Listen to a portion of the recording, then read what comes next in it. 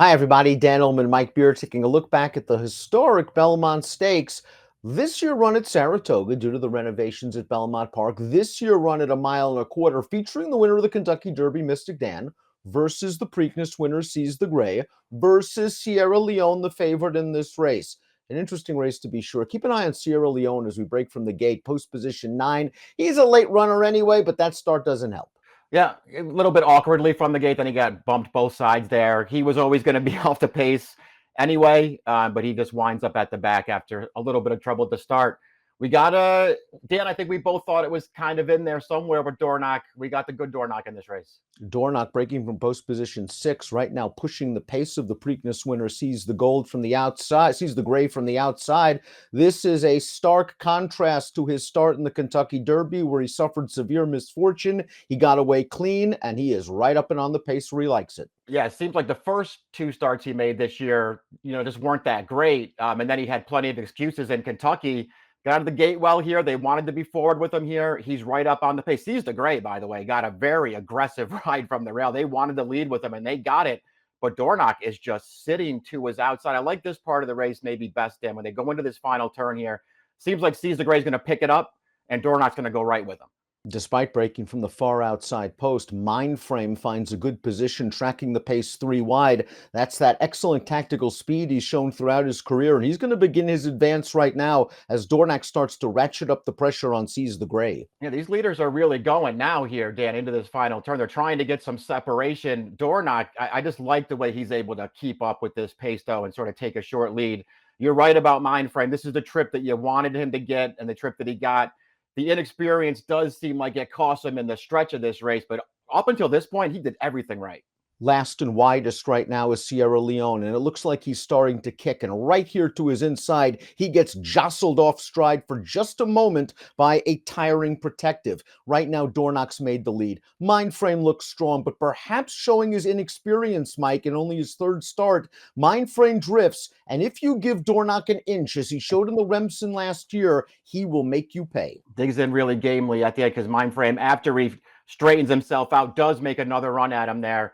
But it's a little too late there. Dornock had plenty left there to hold him off. Just a really strong performance, I thought, Dan, from start to finish for the winner. And again, Mindframe so lightly raced, but so talented. And maybe that inexperience just cost him just enough here in a really strong Belmont Stakes performance. Let's talk about the Kentucky Derby winner, Mystic Dan, who finished up 8th in this race at 6-1. Despite training very well, I didn't love the way he looked in the post parade. I thought he got the trip that Brian Hernandez Jr. wanted, saving ground in mid-pack. He didn't fire, but he did come out of that race with mucus in his lungs. That could be an excuse. It could also just simply be the excuse of a long, hard campaign finally catching up to him. Yeah, it could have been one race too many for this horse. We'll see. There was just no real excuse for him in here, Dan. I feel like this pace got away from him a little bit, first of all, because I think you're right. Brian Hernandez, as you know, always wants to sort of save ground with Mystic Dan, and he got to do that. He did have to move around a horse that was stopping in front of him around the final turn, but that seemed like no issue for him. He cut the corner into the stretch. He just didn't kick. This was not even close to his best performance. If all goes well with Mystic Dan in the coming weeks, perhaps we will see him in the Travers at Saratoga over the summer. Seize the Gray reportedly came back with some cuts on his hind legs, but he set a good pace. He just got tired at the end. I still think we need to find out if he's ever going to run back to that Preakness when he got an easy lead, because this race was by no means an easy lead, Mike. Mr. Lucas says either the Haskell or the Jim Dandy is up next. Pace was pretty solid, and again, they seemed like they were pretty intent on getting it, and they got it. Listen, you could tell he wasn't going to win this race from about the quarter pole, Dan. He ran very well up until the top of the stretch of this race, and he was just no match from there, and he got tired and he faded. I know that he won the Preakness at 1 3/16. I think these longer races are probably just a little bit too much for him, especially against horses like 1 1/8 and shorter for me. Like Sierra Leone, Anna Marie didn't really have a good start. And like Sierra Leone, Anna Marie is usually a one-run closer. After that poor beginning, it looked like he settled into a nice spot behind that fast pace and got a pretty good trip onto Florent Geroux. Yeah, I don't know. I thought Florent Geroux did everything right with this horse. He gave this, for a closer who was last up the backstretch, he gave this horse a perfect trip. And Anna Marie, I thought, did his best with that perfect trip. He just was not good enough. He could not threaten the 1-2 finishers. Easily outfinished by Sierra Leone for third, but he was clearly fourth best. The excuses are there for Sierra Leone. They're fairly obvious. The break wasn't good. He was well off the pace over a track that seemed to favor speed. He geared up with a wide run. He was bumped a little bit. And then he was briefly up to his old tricks, lugging in. He ran quite well again to be very close at the finish and galloped out well on top. But we're getting to the point now with Sierra Leone where, is he just the kind of horse that makes his own trouble?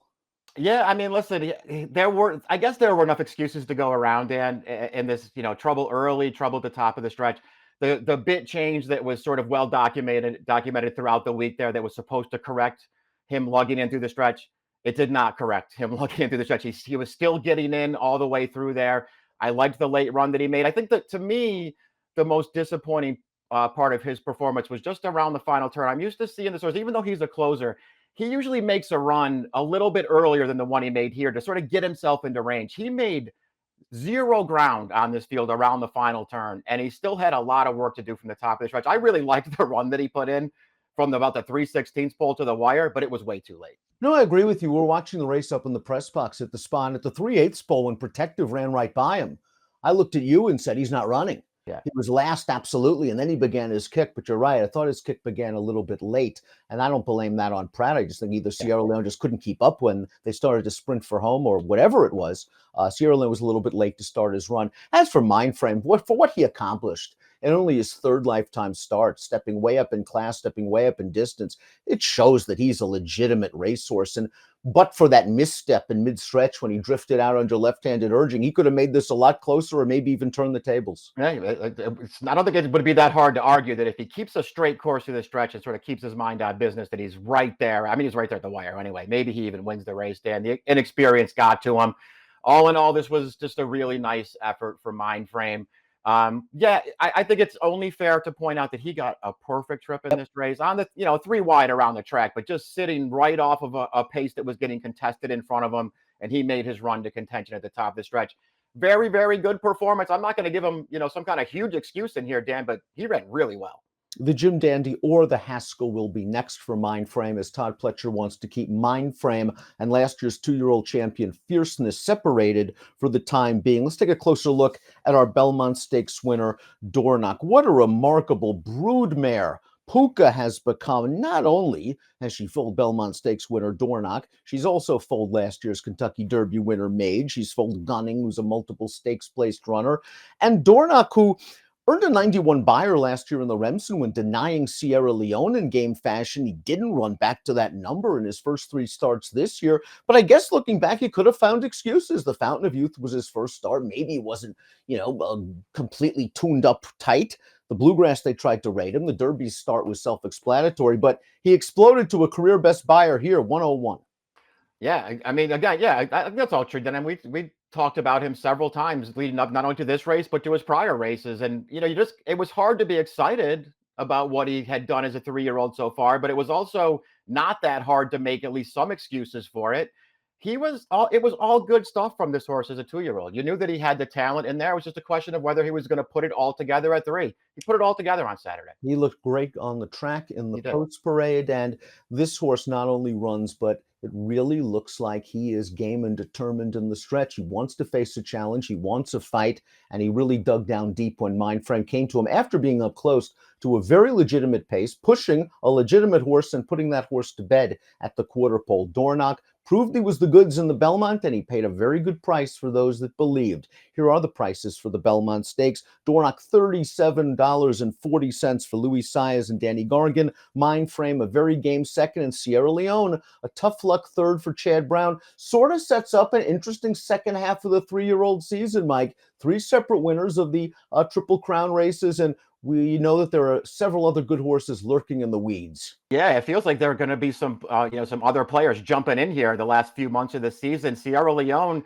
who keeps getting bet in these races and keeps coming up short, but he might be one of the best ones in this entire crop. Maybe it's his turn next, but we'll see. He's going to have to really up his game though, Dan, because there are a couple of horses ahead of him now, and there are more coming. Congratulations to Dornoch and his connections on winning the Belmont at a pretty big price.